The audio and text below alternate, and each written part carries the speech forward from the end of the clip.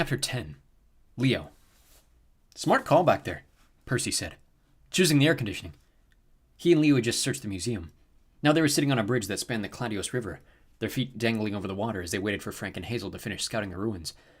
To their left, the Olympic Valley shimmered in the afternoon heat. To their right, the visitors' lot was crammed with tour buses. Good thing the Argo 2 was moored 100 feet in the air, because they never would have found parking. Leo skipped a stone across the river. He wished Hazel and Frank would get back. He felt awkward hanging out with Percy.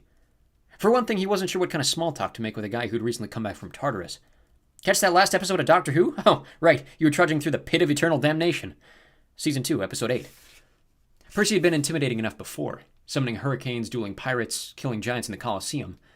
Now, well, after what happened in Tartarus, it seemed like Percy had graduated to a totally different level of butt-kickery. Leo had trouble even thinking of him as part of the same camp. The two of them had never been at Camp Half-Blood at the same time. Percy's leather necklace had 4 beads for 4 completed summers. Leo's leather necklace had exactly none. The only thing they had in common was Calypso, and every time Leo thought about that, he wanted to punch Percy in the face. Leo kept thinking he should bring it up just to clear the air, but the timing never seemed right. And as the days went by, the subject got harder and harder to broach. "What?" Percy asked. Leo stirred. What? You were staring at me, like, angry." "Was I?" Leo tried to muster a joke, or at least a smile, but he couldn't. Sorry." Percy gazed at the river. "I suppose we need to talk." He opened his hand and the stone Leo had skipped flew out of the stream, right back into Percy's palm. "Oh," Leo thought. "We're showing off now?" He considered shooting a column of fire at the nearest tour bus and blowing up the gas tank, but he decided that might be a tad dramatic. "Maybe we should talk, but not—" "Guys!" Frank stood at the far end of the parking lot, waving them to come over. Next to him, Hazel sat astride her horse Arion, who had appeared unannounced as soon as they landed. Saved by the Zhang, Leo thought. He and Percy jogged over to meet their friends. "This place is huge," Frank reported. "The ruins stretch from the river to the base of that mountain over there, about half a kilometer." "How far is that in regular measurements?" Percy asked. Frank rolled his eyes. "That is regular measurement in Canada, and the rest of the world. Only you Americans—" "About 5 or 6 football fields," Hazel interceded, feeding Arion a big chunk of gold. Percy spread his hands. "That's all you needed to say." "Anyway," Frank continued, "from overhead I didn't see anything suspicious." "Neither did I," Hazel said. "Arion took me on a complete loop around the perimeter. A lot of tourists, but no crazy goddess." The big stallion nickered and tossed his head, his neck muscles rippling under his butterscotch coat. "Man, your horse can cuss." Percy shook his head. "He doesn't think much of Olympia." For once, Leo agreed with the horse. He didn't like the idea of tromping through fields full of ruins under a blazing sun, shoving his way through hordes of sweaty tourists while searching for a split-personality victory goddess. Besides, Frank had already flown over the whole valley as an eagle. If his sharp eyes hadn't seen anything, maybe there was nothing to see. On the other hand, Leo's tool-belt pockets were full of dangerous toys. He would hate to go home without blowing anything up. "So we blunder around together," he said, "and let trouble find us. It's always worked before." They poked around for a while, avoiding tour groups and ducking from one patch of shade to the next. Not for the first time, Leo was struck by how similar Greece was to his home state of Texas. The low hills, the scrubby trees, the drone of cicadas, and the oppressive summer heat. Switch out the ancient columns and ruined temples for cows and barbed wire, and Leo would have felt right at home.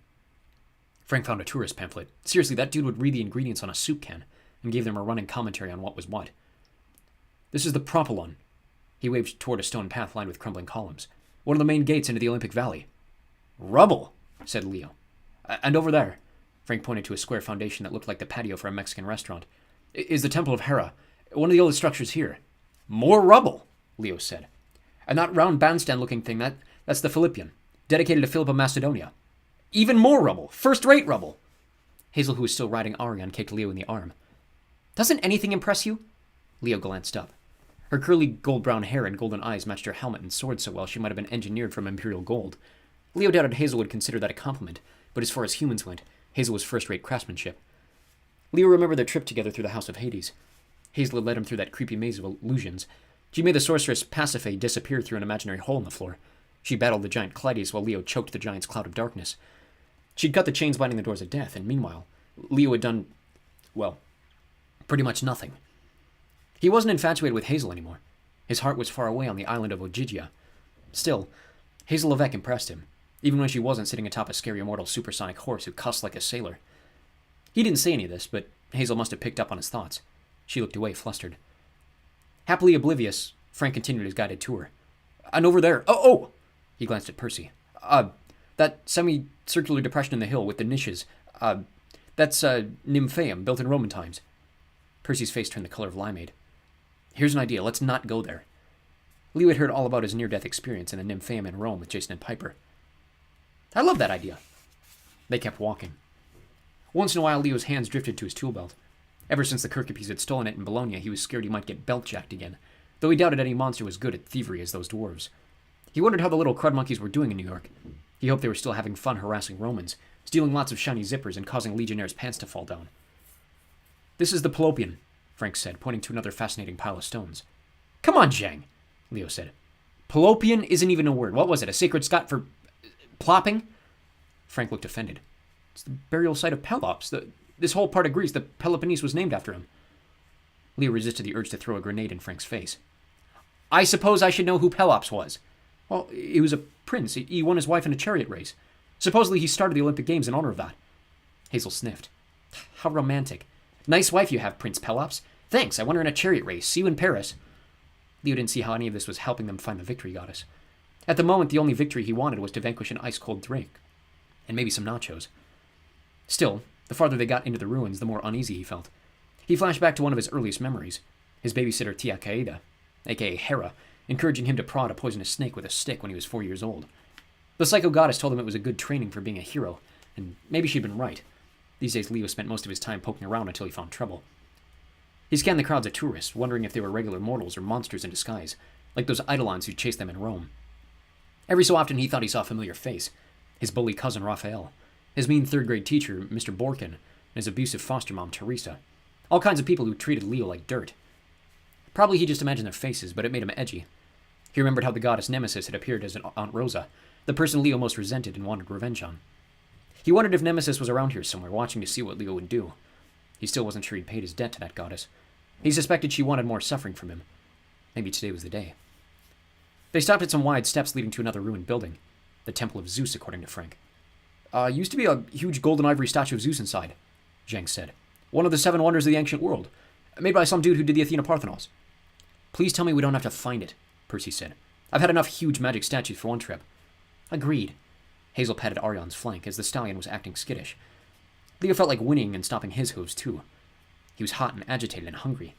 He felt like they'd prodded the poisonous snake about as much as they could, and the snake was about to strike back. He wanted to call it a day and return to the ship before that happened. Unfortunately, when Frank mentioned Temple of Zeus and statue, Leo's brain had made a connection. Against his better judgment, he shared it. Hey, Percy, he said. Remember that statue of Nike in the museum? The one that was all in pieces? Yeah? Well, didn't it used to stand here, at the Temple of Zeus? Feel free to tell me I'm wrong. I'd love to be wrong. Percy's hand went to his pocket. He slipped out his pen riptide. You're right. So if Nike was anywhere, this would be a good spot. Frank scanned their surroundings. I don't see anything. What if we promoted, like, Adidas shoes? Percy wondered. Would that make Nike mad enough to show up? Or sue us? Leo smiled nervously. Maybe he and Percy did share something else. A stupid sense of humor. Yeah, I bet those would totally be against our sponsorship deal. Those are not the official shoes of the Olympics. You will die now. Hazel rolled her eyes. You're both impossible. Behind Leo, a thunderous voice shook the ruins. You will die now! Leo almost jumped out of his tool belt. He turned and mentally kicked himself. He just had to invoke Adidas, the goddess of off-brand shoes. Towering over him in a golden chariot with a spear aimed at his heart was the goddess Nike.